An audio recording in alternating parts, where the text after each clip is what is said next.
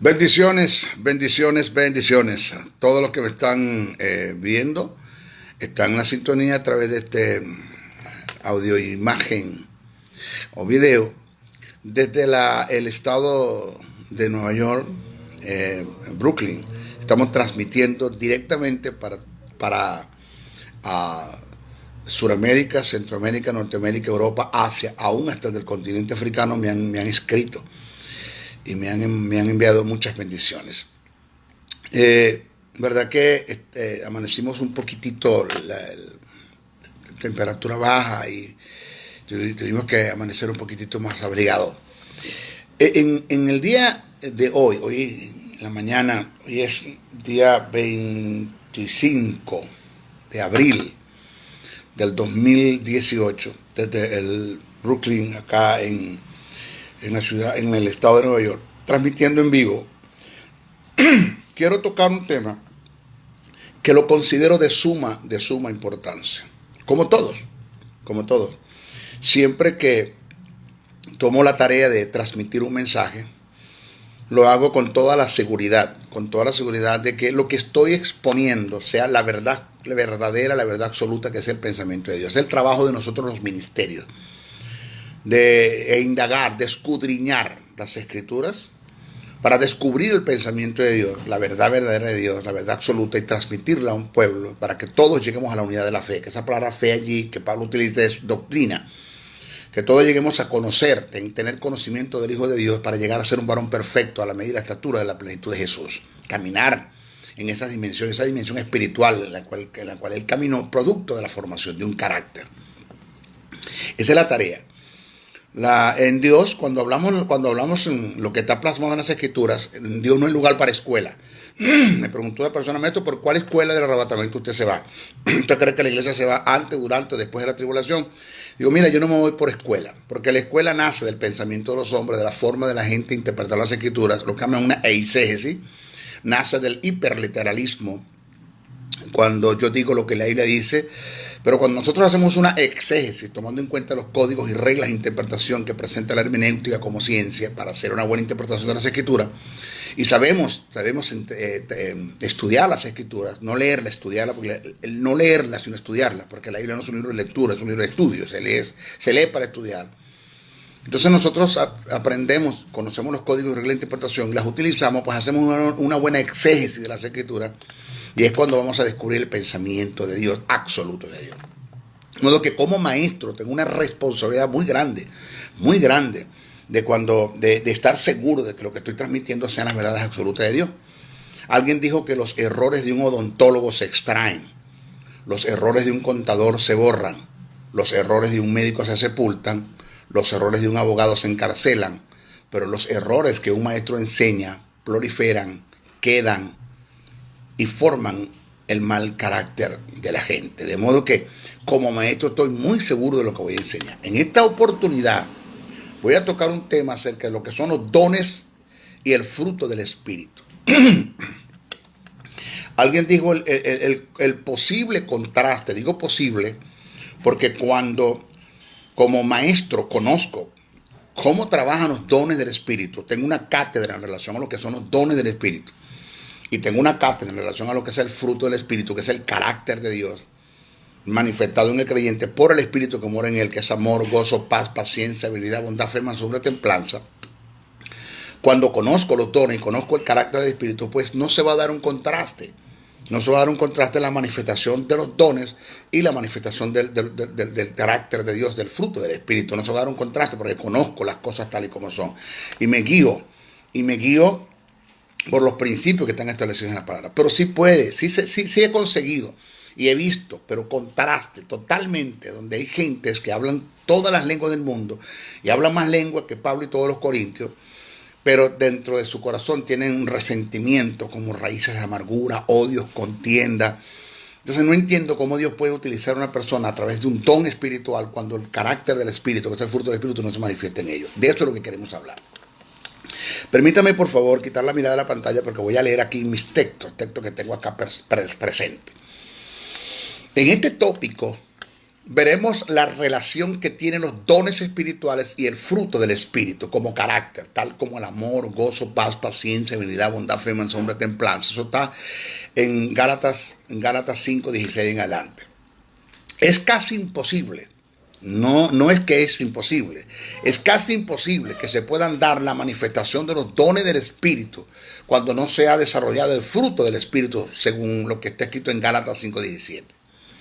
La obra de la carne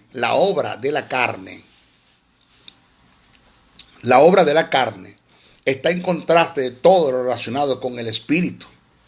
Pablo en primera carta a Corintios, el capítulo 2, verso 13, dice: acomodando lo espiritual a lo espiritual.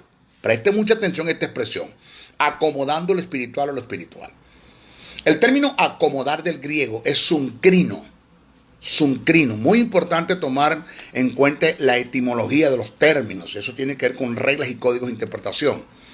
El término acomodar del griego es sunkrino, que indica ajustar, combinar, adaptar. Según el apóstol Pablo, nada de lo que hagas en la carne se va a familiarizar con el espíritu o viceversa. Por esta causa pongo en dudas de quien no haya perfeccionado su carácter en los valores y los principios del fruto del espíritu y haya hecho de ello una vivencia. Puede el Espíritu Santo manifestar los dones a través de él. Ahora, debemos entender que los dones, oiga este principio, debemos entender que los dones son una manifestación del mover del Espíritu en la vida de un hombre para cumplir un propósito específico. Mientras que el fruto es el carácter del Espíritu Santo en la vida de un hombre para el desarrollo de dicho propósito.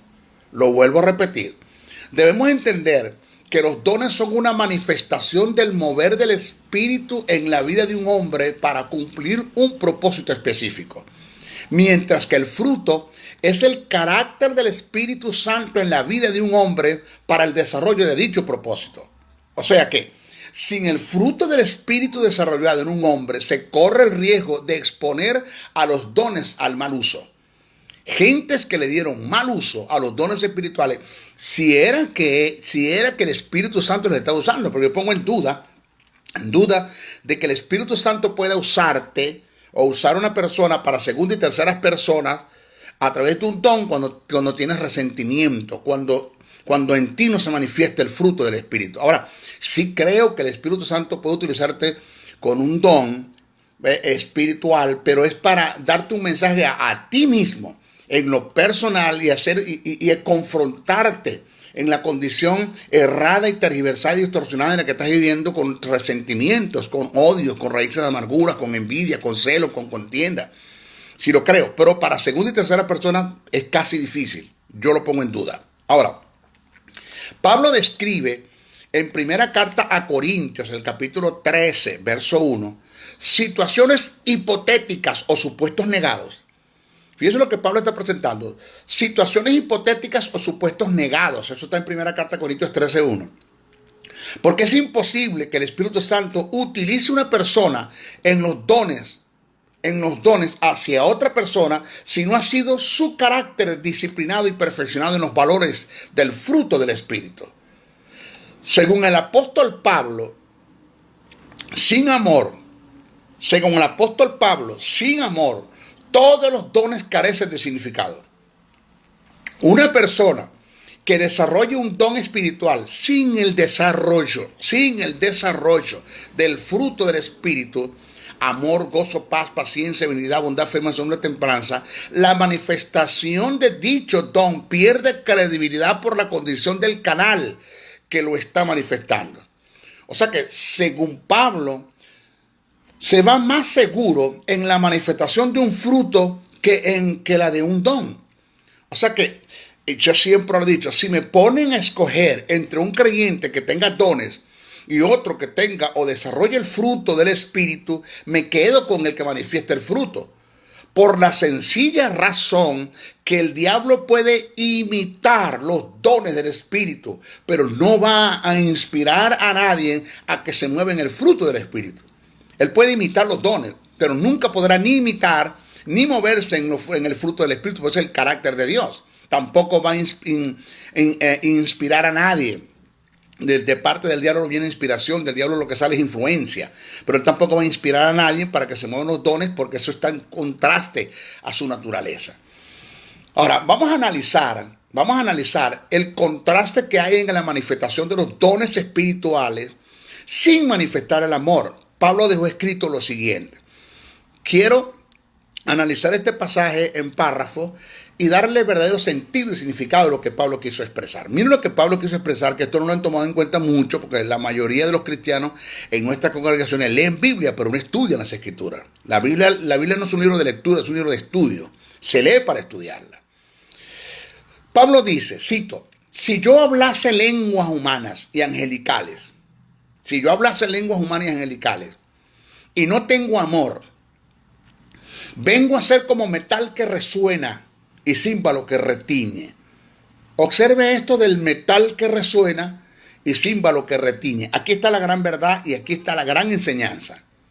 Aquí hay una verdad que debemos analizar y tomar en cuenta, que tiene que ver con escalas de valores. La verdad del asunto es que lo que resuena es el címbalo y lo que retiñe es el metal. Vuelvo a repetir, la verdad del asunto es que lo que resuena es el címbalo y lo que retiñe es el metal. ¿Por qué? ¿Cuál es la causa? Y aquí está la enseñanza. ¿Por qué Pablo intercambia los efectos en dichos elementos? ¿Por qué? Si lo que resuena es el címbalo y lo que retiñe es el metal, ¿por qué Pablo intercambia los efectos en dichos elementos? La respuesta es que así de intercambiados, confundidos y errados están todos aquellos que pretenden hablar en lenguas sin caminar en el amor.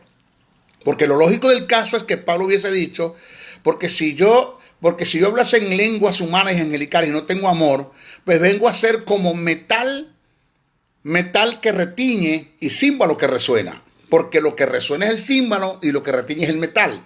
Pero Pablo intercambia los valores. Dice, vengo a ser como metal que resuena y címbalo que retiñe. Entonces, cuando me voy al centro, al tuétano mismo de la interpretación, me doy cuenta que lo que Pablo quiere decir es que así de intercambiados, confundidos y errados están todos aquellos que pretenden hablar en lenguas sin caminar en el amor.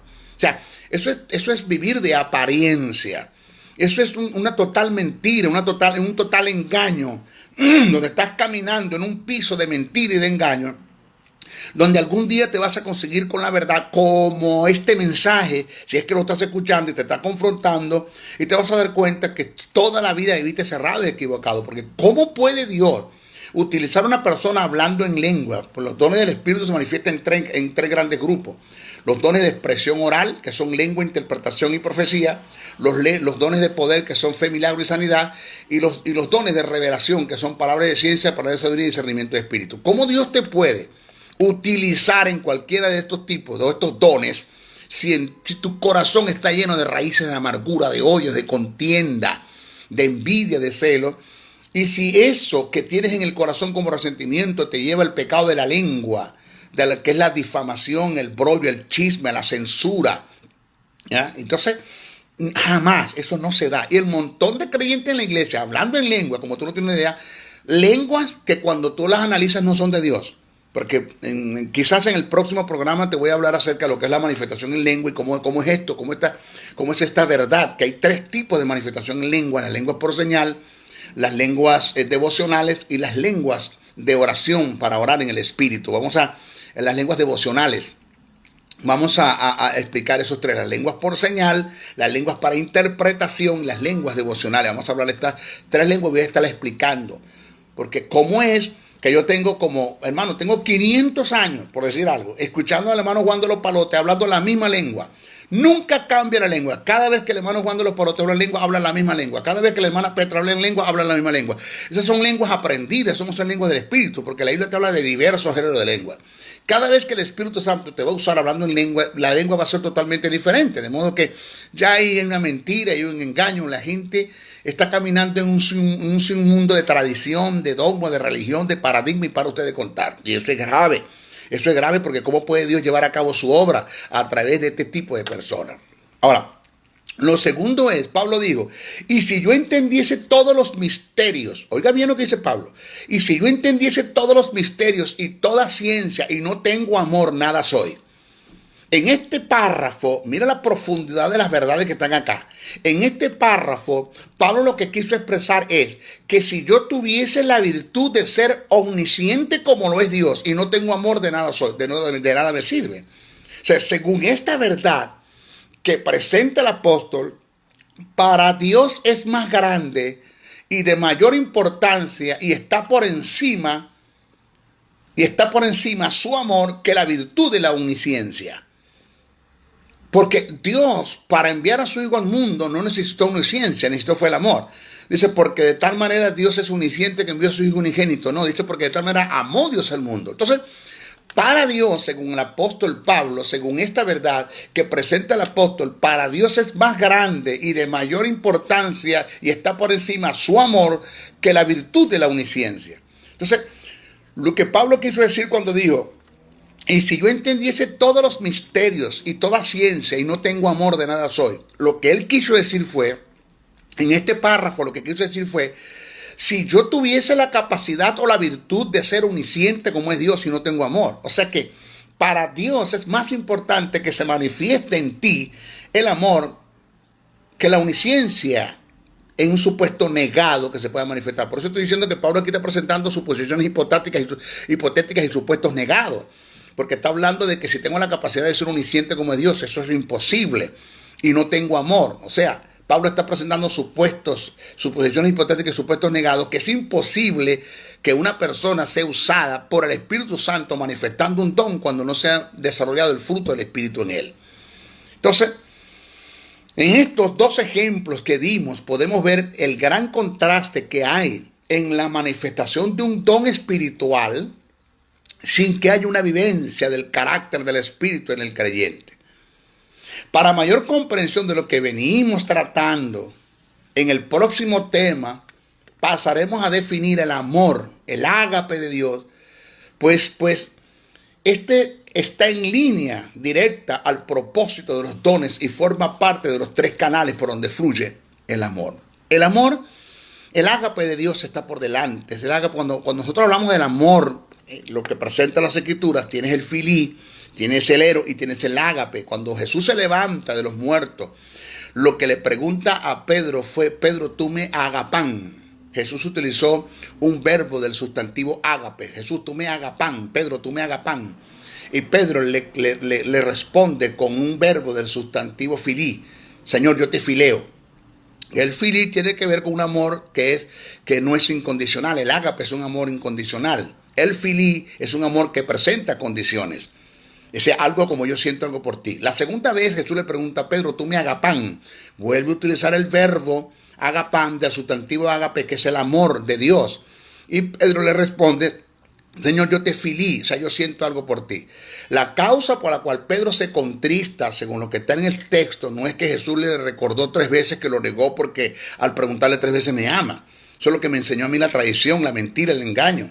Que Pedro se entristece porque Jesús le recuerda cuando le hace 3 veces la pregunta me ama, las 3 veces que le negó. Y eso no es lo que está en el texto. Pedro se entristece porque Jesús toma el verbo de Pedro.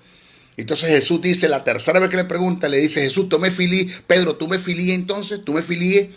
Entonces cuando Pedro toma el verbo de Jesús y dice, Señor, tú sabes si yo te agapán, tú conoces todas las cosas. Él se contrista.